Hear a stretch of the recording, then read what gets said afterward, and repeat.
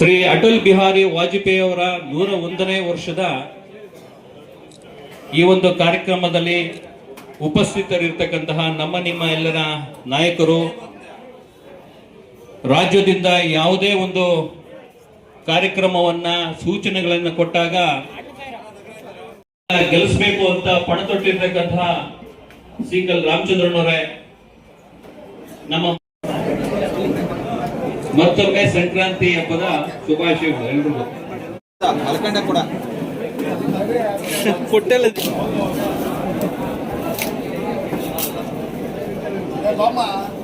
ಆಲೋಚನೆ ಮಾಡಿ ಇತಿಹಾಸದಲ್ಲಿ ಮೊದಲನೇ ಬಾರಿಗೆ ಈ ರೀತಿಯಾದಂತಹ ಒಂದು ಕಾರ್ಯಕ್ರಮವನ್ನ ನಮ್ಮ ಸೇವಾ ಸೌಧದಲ್ಲಿ ಶ್ರೀಯುತ ಜಿಲ್ಲಾಧ್ಯಕ್ಷರು ಆಗಿರ್ತಕ್ಕಂತಹ ಸಿಂಗಲ್ ರಾಮಚಂದ್ರೇಗೌಡರ ಒಂದು ನೇತೃತ್ವದಲ್ಲಿ ಇವತ್ತೊಂದು ದಿವಸ ಆಯೋಜನೆಗೊಳಿಸಿರೋದು ನಮಗೆಲ್ಲ ಹೆಮ್ಮೆಯ ವಿಷಯ. ಕಾರಣ ಇಷ್ಟೇ, ನಮ್ಮ ಶಿಡ್ಲಘಟ್ಟ ವಿಧಾನಸಭಾ ಕ್ಷೇತ್ರದಲ್ಲಿ ಬಿಜೆಪಿ ಇಲ್ಲ ಅನ್ನೋ ಕಡೆ ಬೂತ್ ಮಟ್ಟದಲ್ಲಿ ತಳಮಟ್ಟದಿಂದ ಇವತ್ತಿನ ದಿವಸ ಪಕ್ಷವನ್ನ ಗಟ್ಟಿಯಾಗಿ ಕಟ್ಟತಕ್ಕಂಥ ಕೆಲಸವನ್ನ ಈಗಾಗಲೇ ರಾಮಚಂದ್ರೇಗೌಡರು, ರಾಜಣ್ಣವರು ಶುರು ಮಾಡಿದ್ದಾರೆ. ಮುಂದುವರೆದ ಭಾಗವಾಗಿ ಸ್ಥಳೀಯ ಚುನಾವಣೆಗಳಿರೋದ್ರಿಂದ ಪ್ರತಿಯೊಬ್ಬರಿಗೂ ಇದರ ಒಂದು ಮನವರಿಕೆಯನ್ನು ಮಾಡಿಕೊಡಬೇಕು. ನಮ್ಮ ಬೂತ್ ಮಟ್ಟದಲ್ಲಿ ಯಾವ ರೀತಿಯಾಗಿ ಪಕ್ಷವನ್ನು ಗಟ್ಟಿಯಾಗಿ ಕಟ್ಟಬೇಕು ಅನ್ನೋ ಒಂದು ಅರಿವನ್ನ ಮೂಡಿಸಬೇಕು ಅಂತೇಳಿ ಇವತ್ತೇನು ನಮ್ಮ ರಾಮಚಂದ್ರೇಗೌಡ ಅವರ ಫೌಂಡೇಶನ್ ಹೆಲ್ಮೆಟ್ ವಿತರಣೆ ಮಾಡ್ತಾ ಇದ್ದಾರೆ.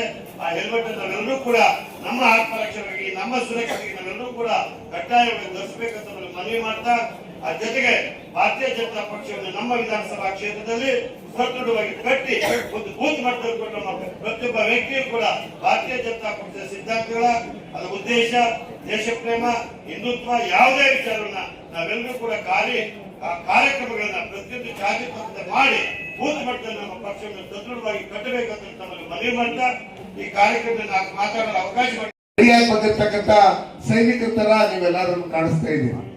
ನಾವು ನಿಮ್ ಜೊತೆ ಸೈನಿಕರ ತರನೇ ಕೆಲಸ ಮಾಡ್ತೀವಿ.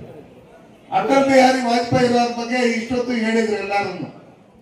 ಇದುವರೆಗೂ ಮಾತಾಡಿರ್ತಕ್ಕಂಥವರೆಲ್ಲ ಅವರ ಪ್ರಧಾನಮಂತ್ರಿಯನ್ನ ನಾವು ಪಡಿಬೇಕಂದ್ರೆ ನಾವು ಪುಣ್ಯ ಮಾಡಿರ್ಬೇಕು. ಅವ್ರು ಹಾಕೊಟ್ಟಿರ್ತಕ್ಕಂಥ ಫೌಂಡೇಶನ್ ಅಲ್ಲಿ ಇವತ್ತು ಇಡೀ ದೇಶದಲ್ಲಿ ಸನ್ಮಾನ್ಯ ನರೇಂದ್ರ ಮೋದಿ ಅವರು ಯಾವ ರೀತಿ ಕೆಲಸ ಮಾಡ್ತಾ ಇದ್ದಾರೆ. ಅವರು 3 ಸಲ ಪ್ರಧಾನಮಂತ್ರಿ ಆಗಿದ್ರು. ಇವತ್ತೇನು ಅಮೆರಿಕ ದೊಡ್ಡಣ್ಣ ಅಂತ ಹೇಳಿ ಅವತ್ತು ಹೇಳ್ತಾ ಇದ್ರು, ಇವತ್ತು ಚಿಕ್ಕಣ್ಣ ಆಗಿದ್ದಾರೆ. ಅವರು ಅವತ್ತು ಏನೇ ಒತ್ತಡ ಹಾಕಿದ್ರು ಪರಮಾಣು ಪರೀಕ್ಷೆಯಲ್ಲಿ ಯಾವ ರೀತಿ ಅವ್ರನ್ನ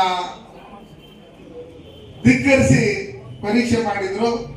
ಇವತ್ತು ಸಾಗರ್ ಮಾಲಾ ಅಂತ ಹೇಳ್ಬಿಟ್ಟು ಏನು ಇವತ್ತು ಜಮ್ಮು ಕಾಶ್ಮೀರದಿಂದ ಕನ್ಯಾಕುಮಾರಿವರೆಗೂ ರಸ್ತೆಗಳು, ಇಡೀ ದೇಶದಲ್ಲಿ ರಸ್ತೆಗಳು ಡೆವಲಪ್ ಆಗ್ತಾ ಇದೆ. ಅದು ಸನ್ಮಾನ್ಯ ವಾಜಪೇಯಿ ಸಾಹೇಬರು ಅವತ್ತು ಹಾಕೊಟ್ಟಿರ್ತಕ್ಕಂಥ ಫೌಂಡೇಶನ್.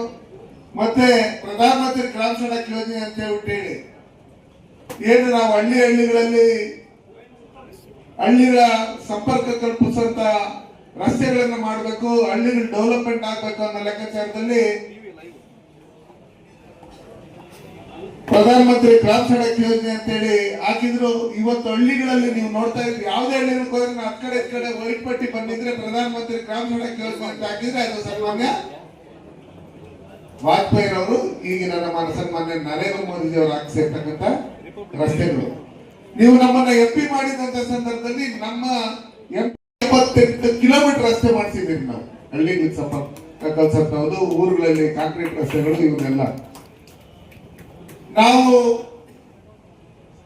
ಸರ್ವ ಶಿಕ್ಷಣ ಅಭಿಯಾನ ಹಿಂದೆ ಒಂದು ಇದಿತ್ತು, ಪೆನ್ಸಿಲ್ ಒಂದು ಇದು ಬಂದ್ಬಿಟ್ಟು ಆ ಕಡೆ ಈ ಕಡೆ ಮಕ್ಕಳು ಕುತ್ಕೊಂಡಿರೋ ತರ ಸರ್ವ ಶಿಕ್ಷಣ ಅಭಿಯಾನ ಅನ್ನೋ ಲೆಕ್ಕಾಚಾರದಲ್ಲಿ ಇದು ಮಾಡಿದ್ರು.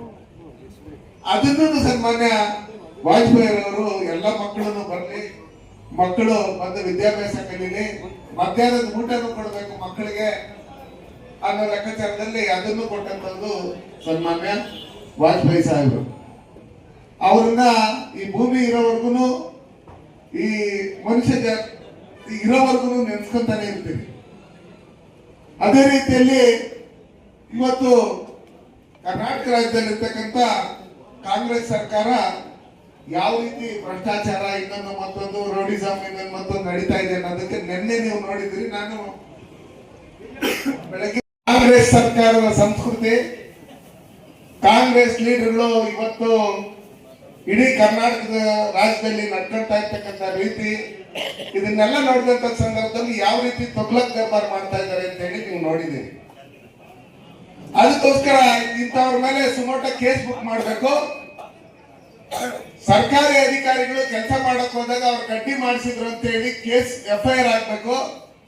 ಮತ್ತೆ ಬಹಿರಂಗವಾಗಿ ರಾಜಗೌಡರು ಆ ನಗರಸಭೆ ಆಯುಕ್ತರು ಏನ್ ಹೆಣ್ಮಕ್ಳಿದ್ದಾಳೆ ಅಂತ ಹೇಳ್ಬಿಟ್ಟು ಏನೇನು ಬೈತಾರೆ, ನೀವು ಹೆಣ್ಮಕ್ಳು ಕೇಳಿಸ್ಕೊಂಡಿದ್ದೀರಿ,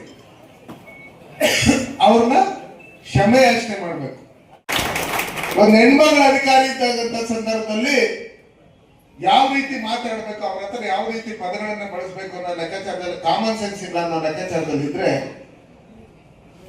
ಒಂದು ಶಾಸಕರು ಸಿಡ್ಗಟ್ಟದಲ್ಲಿ ನಾವೆಲ್ಲ ಓಟ್ಗಳಾಗಿ ಅವ್ರನ್ನ ಗೆಲ್ಸಿದ್ದೀರಿ, ಅವ್ರ ಬಗ್ಗೆ ಯಾವ ರೀತಿಯಲ್ಲಿ ಮಾತಾಡ್ತಾರೆ, ಇದನ್ನೆಲ್ಲ ನೋಡಿದಂತ ಸಂದರ್ಭದಲ್ಲಿ ನಾವು ಯಾರು ಮನೇಲಿ ಕೂತ್ಕೊಳ್ಳೋದಕ್ಕೆ ಸಾಧ್ಯನೇ ಇಲ್ಲ.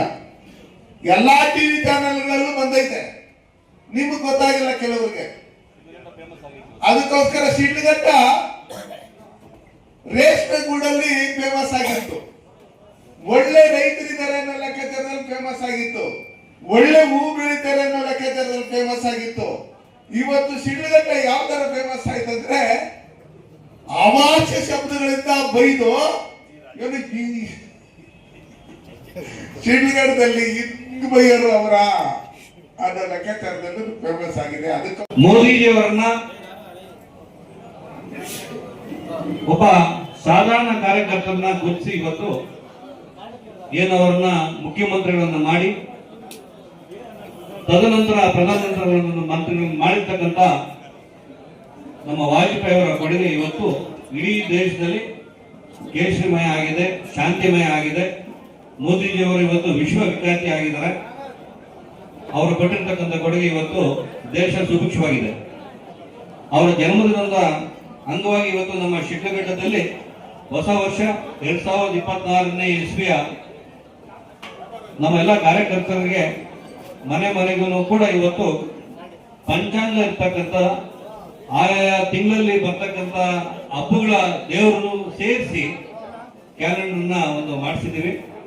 ಅದ್ರ ಜೊತೆಗೆ ಸಾಕಷ್ಟು ಕಾರ್ಯಕರ್ತರು ಇವತ್ತೇನು ಬೈಕಲ್ಲಿ ಓಡಾಡ್ತಿರ್ತಕ್ಕಂಥದ್ದು ಸರ್ಕಾರದಿಂದ ಕೂಡ ಕಡ್ಡಾಯ ಮಾಡಿದ್ದಾರೆ, ಹೆಲ್ಮೆಟ್ ಹಾಕ್ಲೇಬೇಕು ಅಂತ.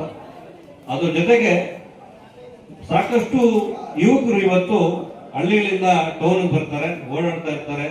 ಸಾಕಷ್ಟು ಏನು ಗುಂಡಿಗಳು ಬಿದ್ದಿದೆ, ಸಾಕಷ್ಟು ಆಕ್ಸಿಡೆಂಟ್ಗಳಲ್ಲಿ ಬಿದ್ದು ಪಾಪ ಇವತ್ತು ಪೆಟ್ಟು ತಿಂತಾ ಇದ್ದಾರೆ. ಅವರ ಸೇಫ್ಟಿ ನೋಡ್ಕೋಬೇಕು. ಯಾಕಂತ ಹೇಳಿದ್ರೆ ತಂದೆ ತಾಯಿಗಳು ಮಕ್ಕಳನ್ನ ಬೆಳೆಸಿರ್ತಕ್ಕಂಥ ಕಷ್ಟಪಟ್ಟಿರ್ತಕ್ಕಂಥ ಮಕ್ಕಳು ಕೈಗೆ ಸಿಗದೆ ಅಂತ ಹೋಗ್ತಾ ಇರ್ತಕ್ಕಂಥದ್ದು ದುರಂತ ಆಗಿದೆ. ಸೇಫ್ಟಿಗೋಸ್ಕರ ಇವತ್ತು ಹೆಲ್ಮೆಟ್ ಹಾಕೊಳ್ಳೇಬೇಕು. ಹಂಗಾಗಿ ಅಂಗವಾಗಿ ಇವತ್ತು ಏನು ನಮ್ಮ ಅಟಲ್ ಬಿಹಾರಿ ವಾಜಪೇಯಿ ಅವರ ಹುಟ್ಟುಹಬ್ಬದ ಅಂಗವಾಗಿ ಕೂಡ ನಮ್ಮ ಕಾರ್ಯಕರ್ತರು ಇವತ್ತು ಎಲ್ಲ ಹೆಲ್ಮೆಟ್ ಕೊಡ್ತಾ ಇದೀವಿ.